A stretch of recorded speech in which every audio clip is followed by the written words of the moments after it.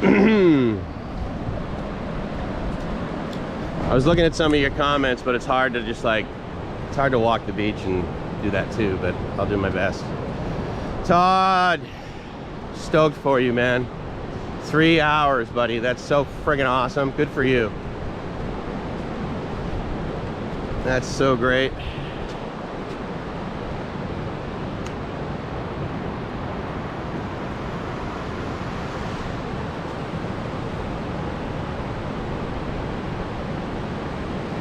Thailand by 1:45, dude. That sounds like a great plan to me. So it was a little hazy for about the first, I don't know, probably 10 to 15 degrees above the horizon, and then sun's breaking through up there, but it's pretty cool this morning. And by that, you know, that means it's like 80, right, in Thailand. This whole beach, when I was here yesterday, pretty much, this part didn't exist, really. The tide was pretty much up to, there's like, you know, grass and stuff. There's a little bit of like ivy over there. It was pretty much up to that. So when I came out this morning and I saw this, I said, well, this is kind of nice. This is a nice surprise, nature. Thanks, dude. So I figured I'd check that out and just walk along the beach with you guys.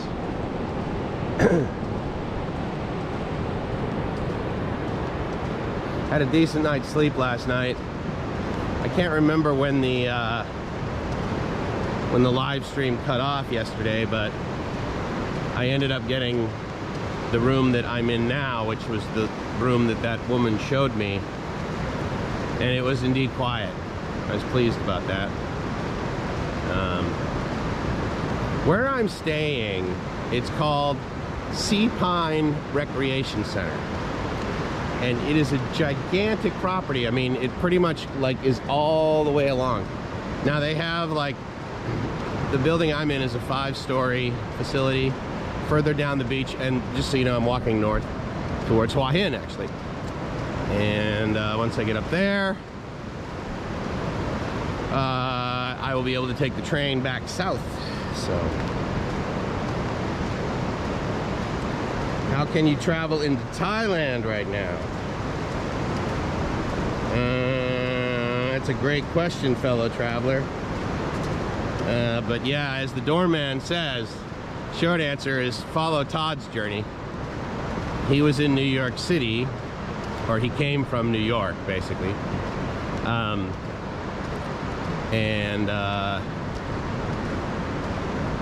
You know, it wasn't a process of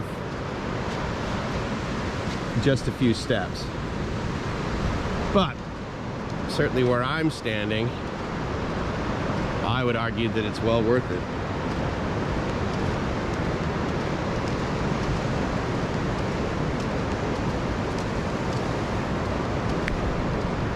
Yeah, hike. So Rayong is all the way over there. Rayong is on the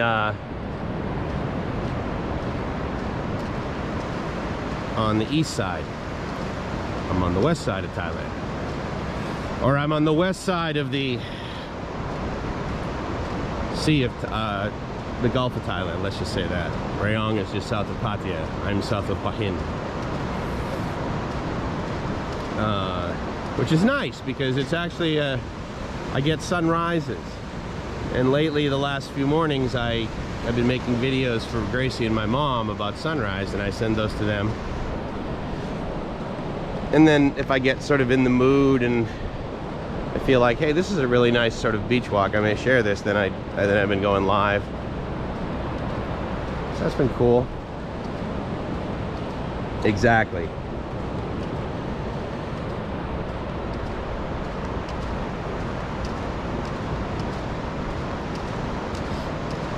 Well, I can tell you why I'm applying for a elite visa for Gracie.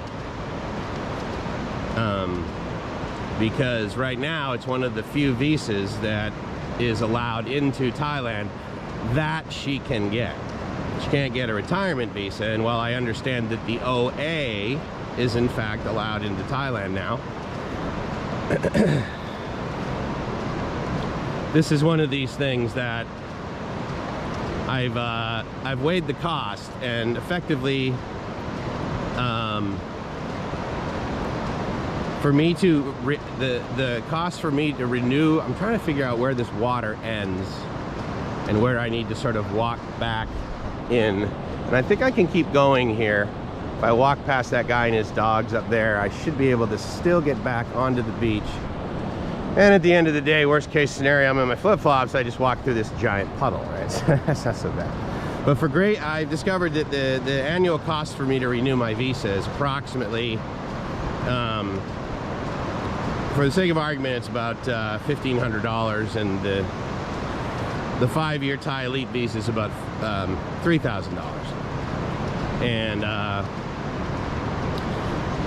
And I completely understand that one could Google the fees of, well, first of all, getting my OA visa, when I stamp in, it allows me to stamp in for 1 year. And the plan was that my visa was good through, well, my visa stamp was good through November 22nd. Which is crazy. Even the visa that the stamp that I'm on right now, I didn't even need to extend my visa yet. But the point is that the plan was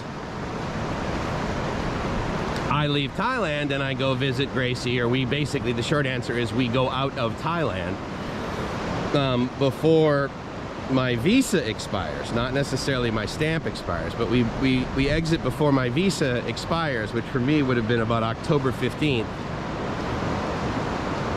And then come right back into Thailand before that, and then of course that would allow me a 1-year stay on that stamp. But and what we were thinking of doing was to take basically like, you know, a week or two and go to Vietnam and then come back here. Well, of course that's not possible with any degree of ease, and certainly it would cost infinitely more than having my visa extended in country. So anyway, the way I look at it is that the visa that will allow Gracie to come in and out, and will allow her to outsource the whole 90-day reporting should she be able to stay here for longer than 90 days, which is going to be quite likely here in the future. So anyway, that's what I'm going to get for her. Yep, that's how much it is. So it's about, but the way I look at it is it's about $3 grand a year. So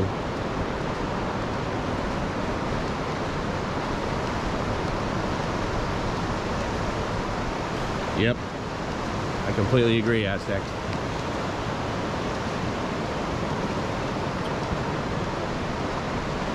And the other thing too is that you know, it's an investment in the future, right? So I mean, in other words, I don't have to deal with having to worry about a visa for Gracie. And again, this whole thing could happen all over again, and we all know that the Elite visa was not something that was allowed in right away. So, you know, it's not like it's a diplomatic visa that I'm getting her, right? And she can just hop in and out whenever the heck she wants. And, you know, it comes with certain perks, which I know that we'll never use the whole golf course nonsense, because that just ruins a good walk. The little golf cart thingy at the airport, that's adorable, but I don't know about you guys, but basically whenever I've flown in and out of Thailand, although this was prior to me living here, but whenever I would fly in and out of Thailand and I would get off the jetway and I would see those people get on a golf cart, I'd be like, oh my God. I mean, even if it cost me more to walk, I would walk. After a long flight, I want to go for a nice long walk. And if you've ever been to Suvarnabhumi, you know that a long walk is basically the default setting when you're in Suvarnabhumi from your gate to baggage claim. Poppy. I wonder what he's going for. What did he see? An animal, perhaps? Or maybe he's just like cruising around. Anyway, yeah, I think it's gonna have decent ROI. Because I mean, I gotta tell you right now, dude, like 5 years from now, I mean, who knows? 5 years from now, Gracie's daughter is gonna be graduating from high school. And right now, she has the desire to go to, it is a nice airport. Can I work on an elite visa? No. Hey, Sudarat. I hope I'm pronouncing your name right.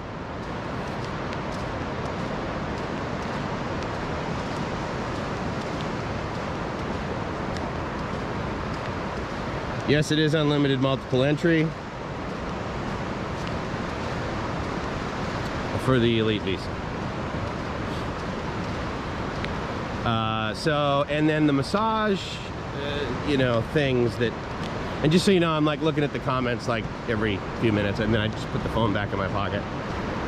So, this is sort of the edge of the resort I'm staying at.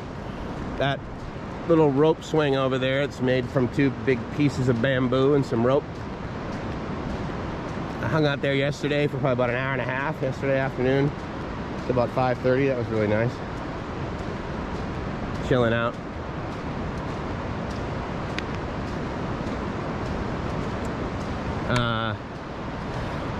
I can't remember whether with the elite card, and that's just so you know, I mean, yes, it's an elite visa, that's what everyone refers to it, but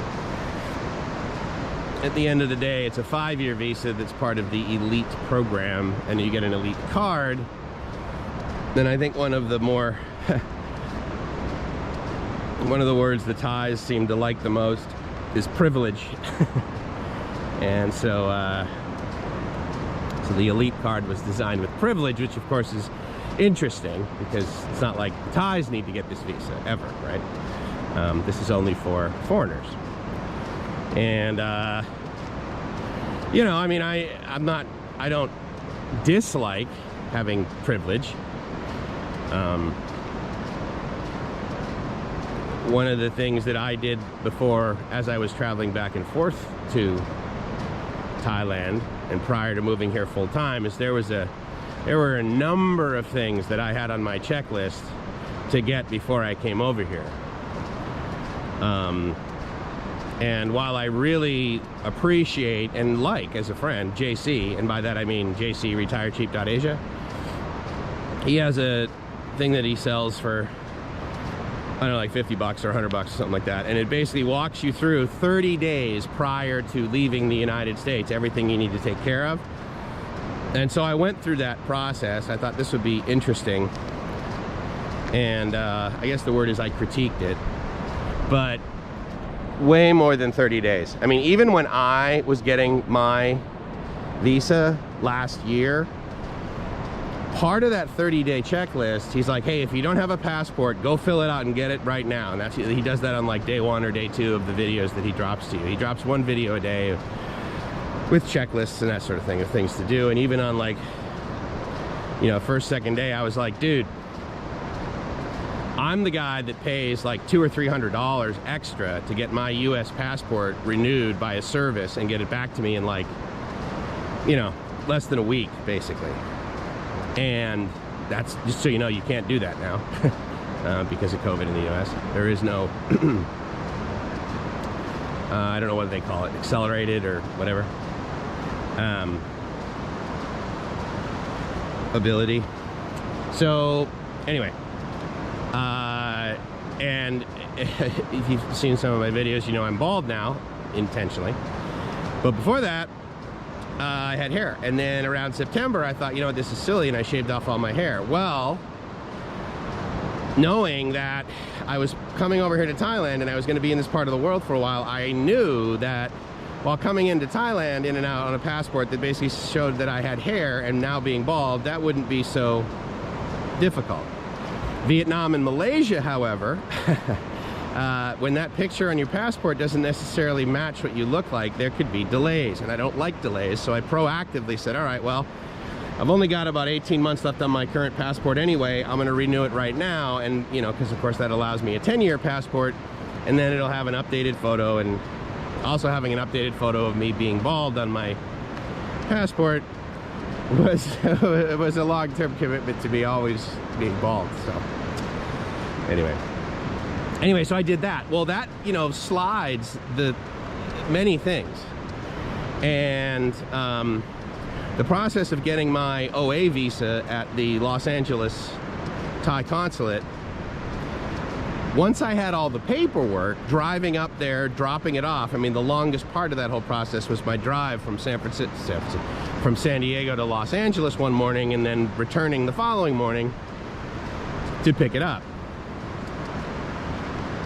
Well, the amount of time it took me to get all the paperwork together took at least 3 weeks, because to get the background check, I went through like FBI.gov or whatever. So I filled out all the stuff, and then they get back to you within, you know, however many hours. At the time, less than 24, I think. And then you need to make a appointment at at least in where I was at, I needed to make an appointment at a fingerprint retrieval place, basically. And for me in San Diego, that's like one of a few places. One of them was within about a 35-minute drive from my house, and it was a giant US Post Office. And I went in, and the woman scanned my fingerprints, put them into the system, and that's really all they do. All they do is physically take your fingerprints, put them into the system, you pay $50, and then I believe within less than 24, maybe it was even 48 hours, they came back. The FBI said, okay, well, you've given us all your information, now you've given us your fingerprints, now we're going to do the background check. You have no felonies, you have no misdemeanors, you have no issues, you have no parking, whatever tickets, you're awesome. And so that's one of the pieces that I need. Now, obviously, in parallel with that, you know, when I didn't like just sit there in the post office for 48 hours, right? I was able to do other stuff, but for me to get the health certificate, it was administrative more than anything else, meaning that in the last like 30 to 40 days prior to needing it, it just so happened that I had seen my doctor, and he had given me a physical enough in his mind that he was able to fill out the form for not having, you know, epilepsy and that sort of thing. Or I don't know if it's epilepsy, but regardless, the things that you do, you know, not having leprosy. And he was able to fill that out, and then he's like, okay, I filled it out, I left it at the front desk. Now, they can't fax it to you, right? He's got like a wet signature on it, so therefore I needed to physically drive back over to Kaiser. My point to all this is that there's some things that take time. Now, that's just the basics to get my OA, okay? Having come over here in and out enough, and I know I've shared this with you guys before, I did a quick video on it and stuff. You know, coming in and out of the United States, the Trusted Traveler program and having global entry has been amazing. That allowed me to get in and out of the that allowed me to get back into the United States. That's the more important topic. Literally in less than 60 seconds. I never spent, it took me more time to walk from my jetway to, you know, immigration, basically right there, you know, where you enter the country again, you stamp in, if you will, which of course you don't physically stamp in the United States, but regardless, or I don't as a citizen. And then I would go to the kiosk, and again, once I got to the line at the kiosk, less than 60 seconds and I'm entering the United States and waiting for my luggage or going right to my rental car or whatever. And that's global entry. And then, as I mentioned before, as part of that program, and I haven't looked at the comments in a while, guys, my phone's in my pocket and I'm just kind of enjoying the beach, walking along. The APEC Business Travel Card. If you don't know what the APEC Business Travel Card is and you're a US citizen, I highly encourage you to Google that. Now, many other countries can get it, not the least of which of those that are part of APEC. But they're quite expensive. I had a guy from Malaysia reach out to me and said, hey, so I saw your video on APEC Business Travel Card, and, you know, can I use portions of the video? Will you do another video for me talking about it, that sort of thing? I said, yeah, sure. I said, what part of the videos weren't useful to you? He says, well, the cost. He said in Malaysia, it costs like you know, $4,000 or something. And he's like, you know, I know in the US it's cheaper. I'm like, yeah, it's 100. And it's good for 5 years. Anyway, so APEC Business Travel Card, that basically allows you to get in and out of all of the Southeast Asian countries, all the Asian countries, quite frankly. Certainly the ones that I would go to. Not in less than 60 seconds, but certainly in a line that is significantly shorter than others. And that, once you basically fill everything out, then they get back to you. That can take anywhere from 2 weeks to 6 months, depending upon how backed up they are at the Trusted Traveler program. You then go for a physical interview, and they basically are like, okay, why do you think you need the APEC Business Travel Card? And, you know, I told them, traveling a lot, and I, you know, was doing consulting, and I needed to get in, and he said, okay. They take your picture, and then in less than 2 weeks, but they say 2 weeks, in less than 2 weeks, that card physically shows up in my mailbox. And again, I was coming over here and moving over here permanently, so I'm like, all right, well, I'm gonna do all of this stuff as close to when I leave as possible, so that the expiration of these things is, you know, the furthest distance out. So that took time. So I would submit to you that if you are considering coming over to Thailand to get all of those things that I highly recommend, and again, not the least of which, what's another thing? Well, I would encourage you to get a Schwab high interest yield checking account, which comes with an ATM card that reverses all fees, not the least of which is the $8, I think, or maybe $6 fee at all ATMs in Thailand. It gives you arguably the best foreign exchange rate, doesn't charge foreign transaction fees, and again, it's high interest, but all that means in the United States that you get, you know, yay, I get like 0.75%. So the interest you get is irrelevant, but Schwab is also an excellent company, in my experience. Additionally, the Fidelity cash management account and the ATM card that comes with that, 100% reimbursement of all fees, no foreign transaction fees, and great foreign exchange rate. So those are the two things that I actually got those along the way of coming over here as a tourist. And I discovered, okay, well, I need these things. I highly encourage you to have multiple ways of getting cash over here. I would really make a point to make sure that you have at least 2 ATM cards. I mean, again, you know, like, we're from the United States, the majority of us are going to have credit cards, okay? So yeah, you can always walk into a bank with a credit card and say, give me some cash. But again, as I mentioned about the fees and the costs of everything, I try and buy things, let's say. I try and purchase items and services that are at a cost such that I'm not distracted by the cost of that. And occasionally, I don't know if I've had to, but if I thought, oh, well, I'll just get money out of my credit cards. I have buddies that did that. And then they're like, yeah, I'll just pay it off when I get home. And they pay it off, most of them. Some of them don't, which of course is why the credit card companies are in business. And anyway, those little fees are distracting. So I'm undistracted by going to any ATM in Thailand with either my Fidelity or my Schwab card, and I get the money out, and of course, it says, oh yeah, there's going to be, I don't care what the fee is, because it's going to be reimbursed. And I've also tested this in the US, and in my experience, so I used to go to Las Vegas many times for conferences. And what happens is that unlike me, and I would go there like 6 or 7 times a year for conferences, it drove me crazy. But unlike me, the majority of the people that go to conferences in Vegas go there pretty much once a year, or maybe not even once a year. And, there's sort of this pent-up desire or demand with a lot of guys, especially guys that seem to be in sales or IT sales or whatever. Oh my God, I'm in Vegas, I gotta go to a strip club. Okay, fine. Well, again, distracted by the cost of something? Yeah.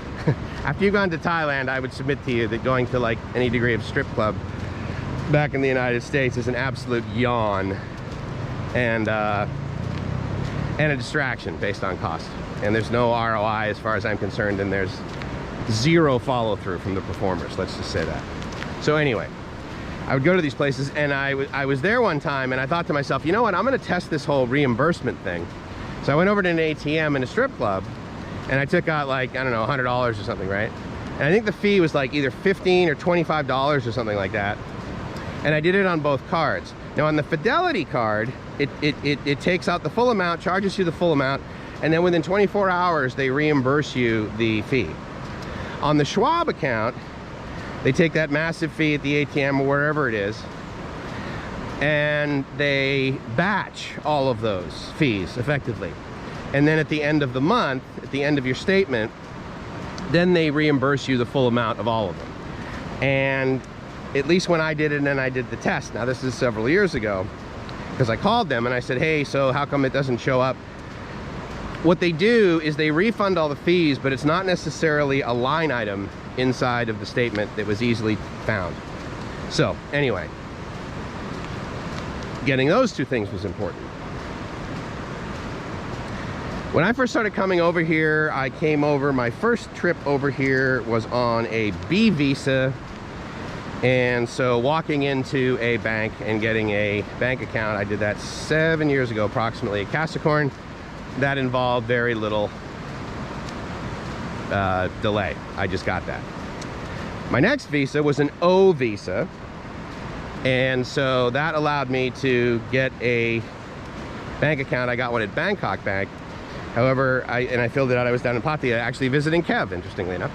So I was down there hanging out with Kev, and he drove me over to Bangkok Bank in Jomtien, because as part of getting a bank account in Thailand at that time, even though I had an O visa, I needed to prove to them that I had some degree of residence, which simply meant that I needed to get my receipt from my hotel at the time, which was the Marriott, bring that over to the immigration office, if you know where that is in Jomtien, and basically have them sort of, you know, translate it and then sign it and then give me a certificate of residency. I then took all that documentation over to Bangkok Bank along with my O visa, and blam, I had a second bank account. The other reason I did it at Bangkok Bank was, of course, at the time there was the whole, well, I can make ACH payments through the Bangkok Bank branch in New York City, and that won't cost me a whole lot of money, and then it will move. And that was academically interesting, but I've seen zero financial need for that any longer, and withdrew all the money I had in my US currency account in Bangkok Bank about a year ago, actually. Gracie and I were here in Cha Am a year ago, and after having like $1,000 or whatever the minimum was to have in this US currency account at Bangkok Bank, I was at Bangkok Bank here in Cha Am, and I thought, this is ridiculous. I'm never going to use, and at the time the exchange rate was like 32 or 33 to 1, so I was like, yeah, that's cool. So I just pulled it all out, closed that account, and kept the Thai currency account. And I've never missed it. I've never been like, oh my God, I got to have a US currency account, or I need an ACH or whatever. I mean, if I need to ACH something in the United States, I'll just do it to one of my US accounts. Not the least of which could be TransferWise. Because I have found no better service than TransferWise for cost, for customer service. I will say that Zoom, XOOM, owned by PayPal, for the most part, if you need to make sub $500 transactions, a lot of times that can occur in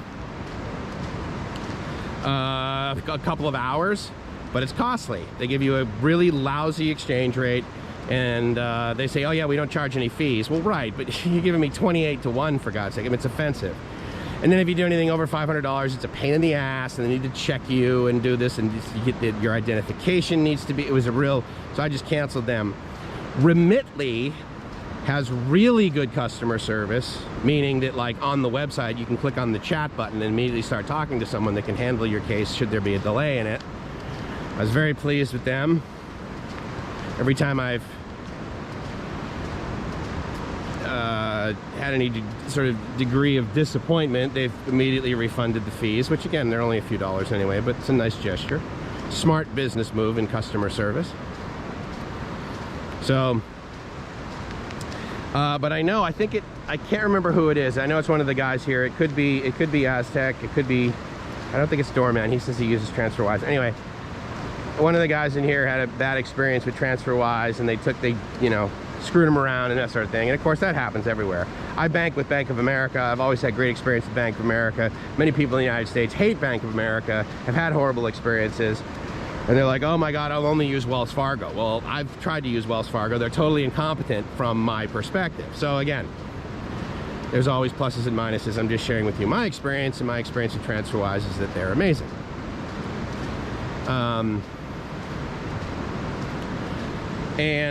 You know, and then I set up accounts and that sort of thing for Gracie so that she could move around. We got Gracie a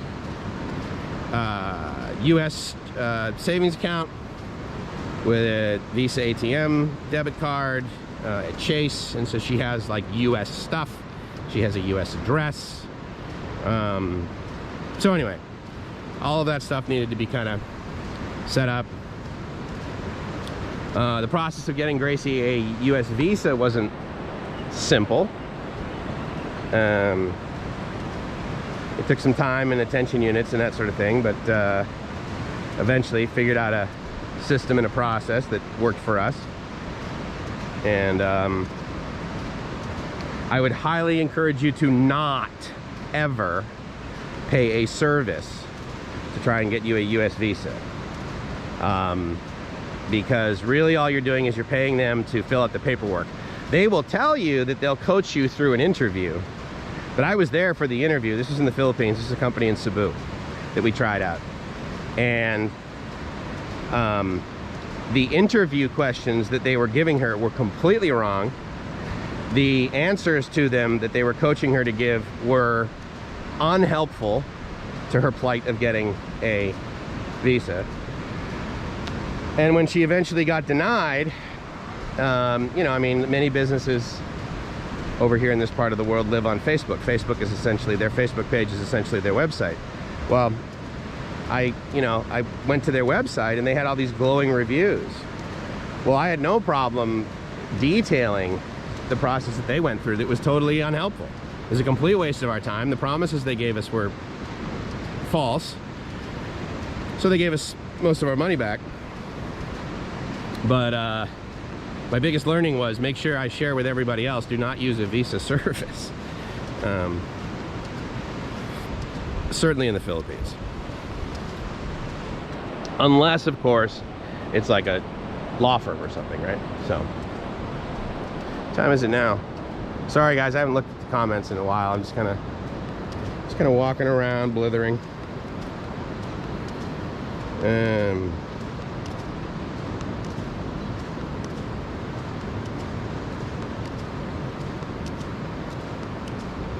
Yeah, James, that was your experience with Bank of America? Yeah, I've had good experience with them.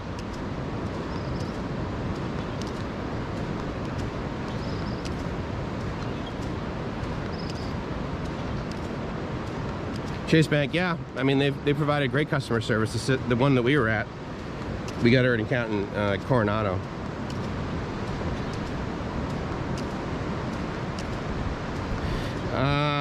Okay, so regarding fellow traveler, your statement about the 1% exchange rate fee on the debit card, they don't charge me that. So I'll just share with you my experience. My family has been with Fidelity for years. I don't know what it's called, but there's some degree of service that we get. And you know how like all these companies, they have your cell phone or home phone on file. When I call them, they answer it and they say, oh, hello, Mr. Summer. So they know that I'm calling in. There's some degree of call or ID that's put in place. And so anyway, the service I get does not charge me a 1% exchange fee. So. But that's good to know that that is definitely that charge is definitely an option for me, you know. So anyway, I'm gonna go grab some breakfast, guys. I hope you're well, and